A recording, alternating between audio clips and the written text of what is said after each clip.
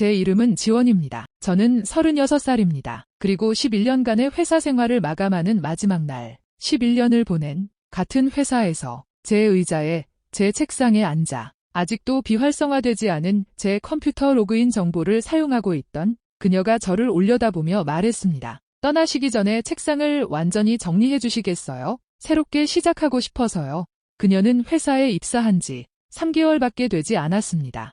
저는 11년 동안 그곳에 있었습니다. 제가 직접 그녀를 교육했습니다. 모든 시스템, 모든 고객, 제가 11년 동안 아무것도 없는 상태에서 구축해온 모든 프로세스들을 문서 하나하나, 회의 하나하나를 통해 그녀에게 넘겨주었습니다. 제 상사가 제게 이것이 제 이직 과정의 일부라고 말했기 때문입니다. 하지만 그가 제게 말하지 않은 것, 아무도 제게 말해주지 않은 것이 있었습니다. 바로 그 이직이 새로운 역할로의 전환이 아니라는 것이었습니다. 저는 회사를 떠나는 것이었습니다. 저는 제 의자에 앉아있는 그녀를 바라보았습니다. 나는 내가 11년 동안 앉아있던 책상을 바라보았다. 그리고 미소를 지었다. 가방에 손을 넣어 봉투 하나를 꺼냈다. 그녀 앞 책상 위에 봉투를 올려놓았다. 그리고 말했다. 필요한 건 전부 안에 있어요. 그런 다음 봉투를 집어들었다. 엘리베이터로 걸어가 1층 버튼을 눌렀다. 그리고 나왔다. 그 봉투 안에 무엇이 들어있었는지, 그리고 그 후 14개월 동안 그 회사에 무슨 일이 일어났는지, 그게 전부입니다. 모든 이야기를 하기 전에 지금 바로 좋아요 버튼을 눌러주세요. 아래에 댓글도 남겨주세요. 어디서 보고 계신지, 그리고 그곳 시간은 몇 시인지 알려주세요. 하나하나 다 읽어볼게요. 자, 그럼 이 모든 게 시작된 곳으로 돌아가 볼까요?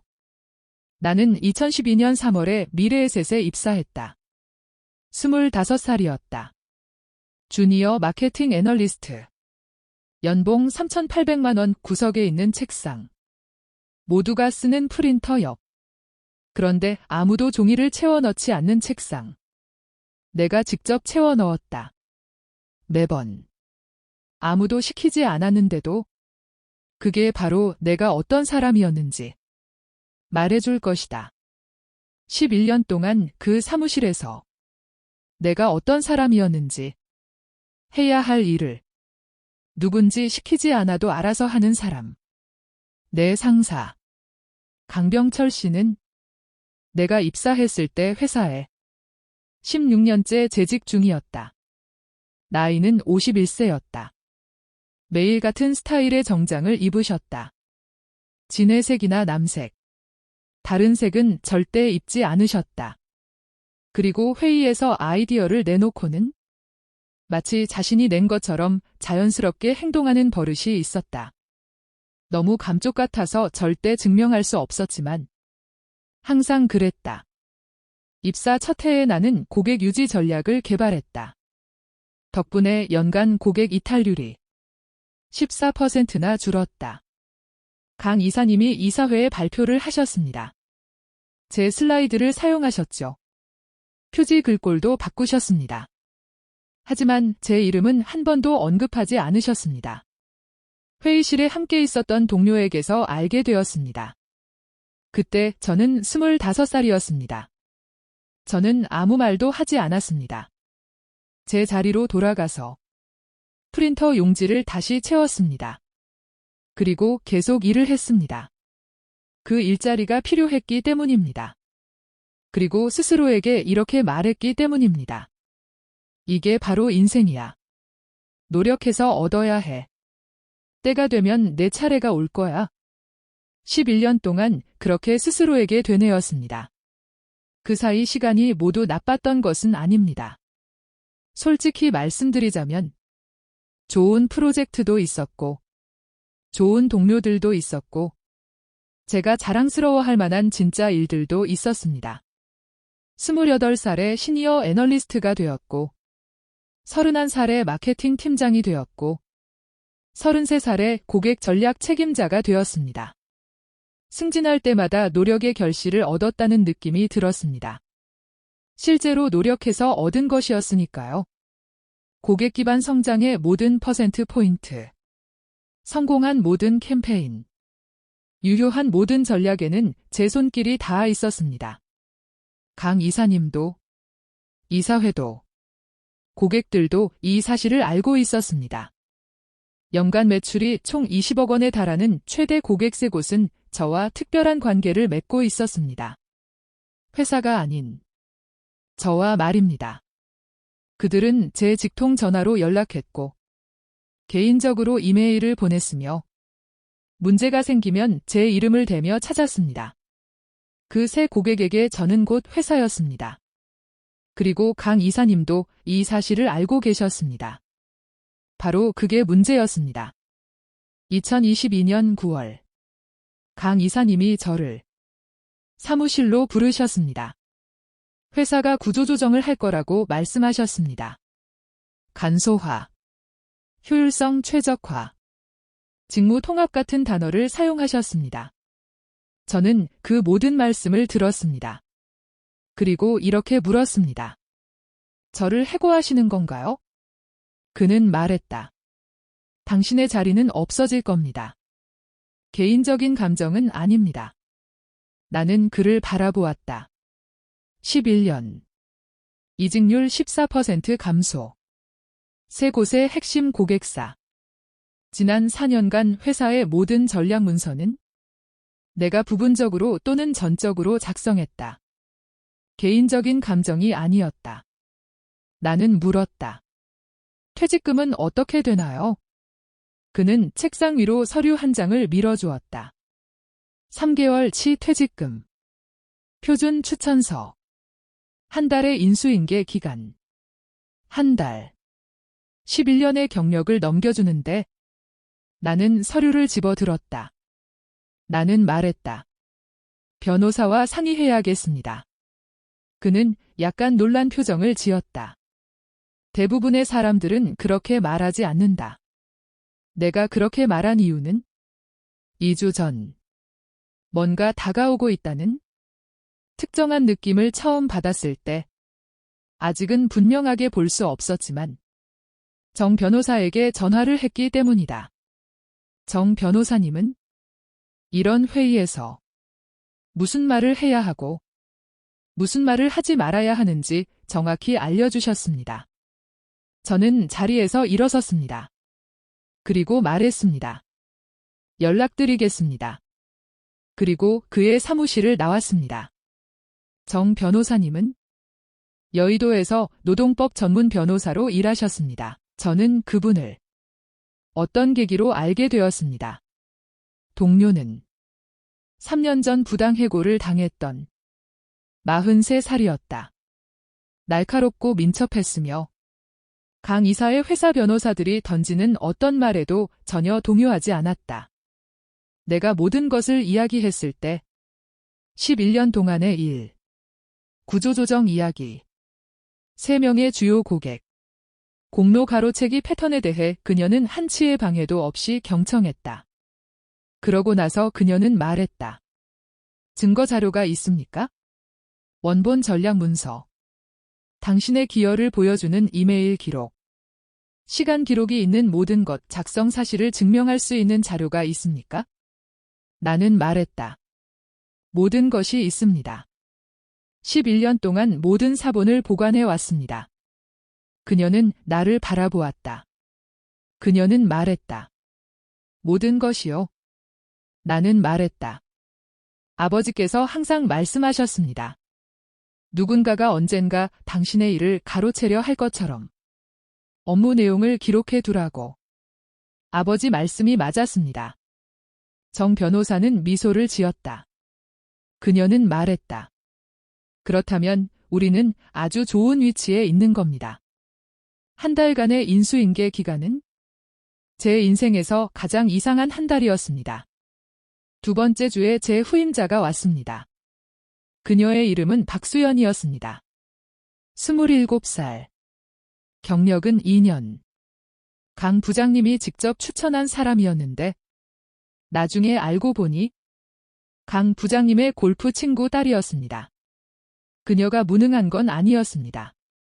단지 준비가 안 되어 있었을 뿐입니다. 그 고객들을 감당할 준비가 안 되어 있었고, 제가 구축해 놓은 복잡한 시스템을 감당할 준비가 안 되어 있었습니다. 하지만 강 부장님은 자신에게 도전하지 않을 사람이 필요했습니다. 11년 동안 쌓아온 조직 지식과 고객 관계 때문에 자신보다 더 가치 있어 보이는 사람이 필요했던 게 아니었습니다. 수연이 바로 그런 사람이었습니다. 그래서 저는 그녀를 교육했습니다.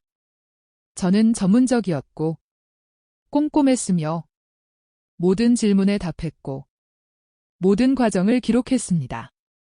저는 그녀를 제가 받고 싶었던 방식대로 완벽하고 정직하게 훈련시켰습니다. 왜냐하면 제 전문성은 그들을 위한 것이 아니었기 때문입니다.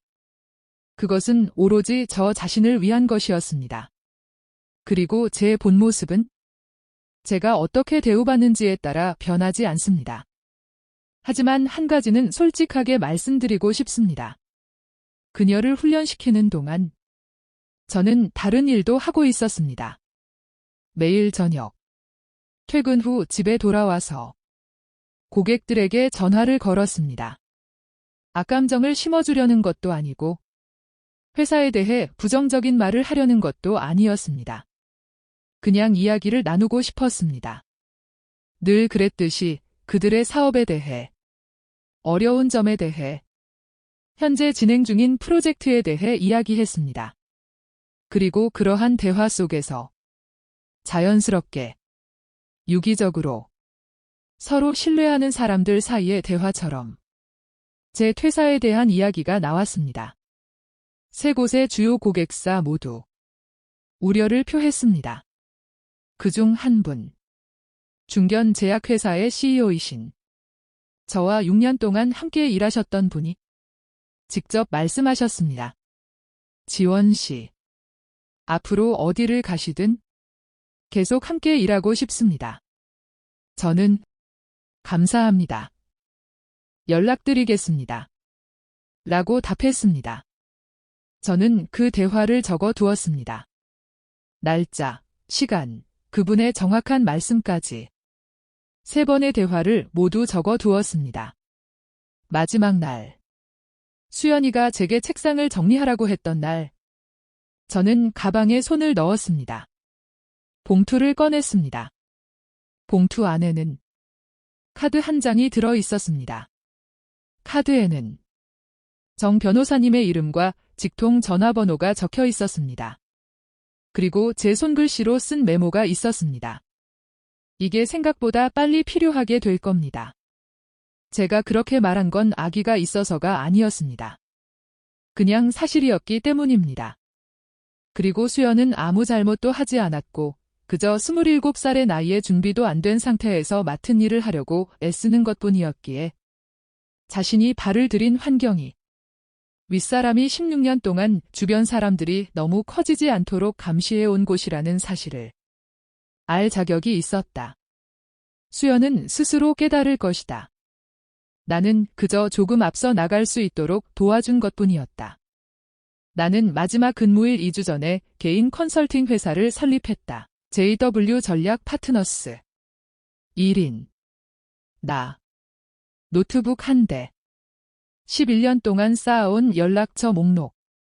첫 고객 전화는 내가 떠난 지 4일 만에 왔다. 제약회사 CEO였다. 그는 30일 안에 자신의 계정을 나에게 넘겼다. 6년간의 관계. 연간 계약 금액 3억 8천만 원. 두 번째 주요 고객 내가 4년 동안 담당했던 소비재 회사 6주 안에 옮겼다. 세 번째 업체는 물류 회사였는데 3달이나 걸렸습니다. 확실히 확인하고 싶어 했죠?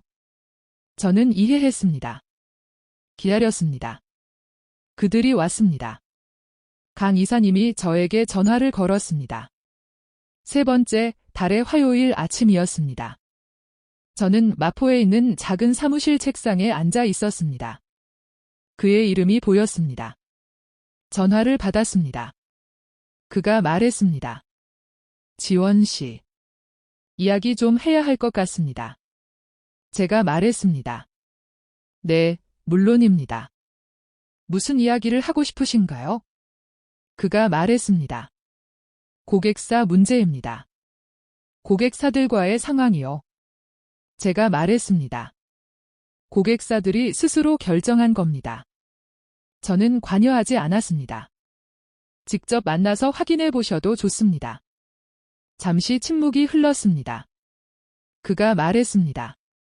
이 상황을 해결하기 위해 우리가 할 수 있는 일이 있을까요? 나는 말했다. 강 이사님. 11년 동안 근무한 제 자리를 3개월치 퇴직금만 주고 없애버리셨죠. 그 일은 저절로 해결됐습니다. 그는 다시 내 이름을 불렀다.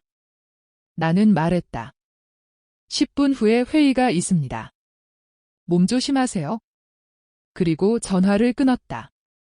정 변호사의 부당해고 소송은 8개월 후에 합의로 마무리되었다. 내가 11년 동안 보관해온 모든 문서들, 모든 전략 문서, 모든 이메일 기록, 모든 회의록까지 날인된 파일, 작성자 표시 충분했습니다. 합의금은 공개하지 않겠습니다. 하지만 말씀드릴 수 있는 것은 3개월치 퇴직금보다 훨씬 많았다는 것입니다. JW 전략 파트너스는 이제 2년 차입니다. 고객사는 4곳입니다. 정규직 직원은 2명입니다. 6개월 전에 채용했는데 둘 다 여성입니다. 회사에서 쫓겨난 사람들이죠. 회사들이 그들을 부당하게 대우했던 겁니다. 작년 매출은 9억 4천만 원입니다. 이제 제대로 된 사무실이 생겼습니다. 마포에 있던 작은 사무실이 아니라 진짜 사무실입니다. 8층. 창문은 강을 바라보고 있습니다. 제 책상 위에는 아버지 사진이 있습니다. 언젠가 누군가 가져갈지도 모르니 모든 것을 기록해 두라고 말씀하셨던 분입니다. 아버지는 30년 동안 공장 노동자였습니다. 아무것도 기록해 두지 않으셨고 회사가 구조조정을 하면서 모든 것을 잃었습니다. 자신이 기여한 모든 것에 대한 기록이 없었습니다. 첫 직장에 들어갔을 때 그분이 제게 그 이야기를 해주셨어요. 그분이 말씀하셨죠. 모든 걸 기록해, 지원아. 모든 걸. 기억력만으로는 부족해. 꼭 적어둬. 그래서 적어뒀어요. 11년 동안이나요. 그리고 마침내 그 순간이 왔을 때 그것들은 충분했어요. 충분하고도 남았죠.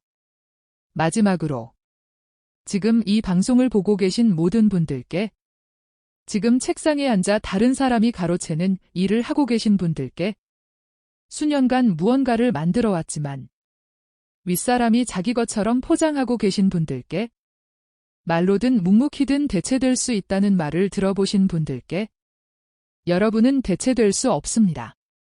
여러분이 하는 일, 여러분이 쌓아온 관계, 여러분이 가진 지식, 11년 동안 묵묵히 출근해서 프린터 용지를 채워넣고 필요한 일들을 묻지도 않고 해낸 모든 시간들, 그 모든 것은 여러분의 것입니다. 회사의 것이 아닙니다. 감독님께가 아니라, 진회색 정장을 입은 그분께가 아니라 바로 당신 자신에게입니다. 모든 것을 기록하세요. 마치 당신의 것처럼 관계를 쌓으세요. 왜냐하면 그 관계는 당신의 것이니까요. 그리고 언젠가 누군가가 당신에게 책상을 정리하라고 부탁하는 날이 오면 미소 지으세요. 가방에서 봉투를 꺼내세요. 이 채널을 구독하세요. 알림벨을 누르세요. 매일 저는 여러분에게 이야기를 전해드립니다. 부족하다고 들었지만 더 나은 무언가를 만들어낸 사람들의 이야기입니다. 그 자리가 비었을 때의 이야기입니다. 지금 바로 댓글을 남겨주세요. 지원의 이야기 중 어떤 순간이 가장 마음에 와닿았는지 알려주세요. 모든 댓글을 읽겠습니다. 내일 뵙겠습니다. 몸조심하세요. 모든 것을 기록하세요.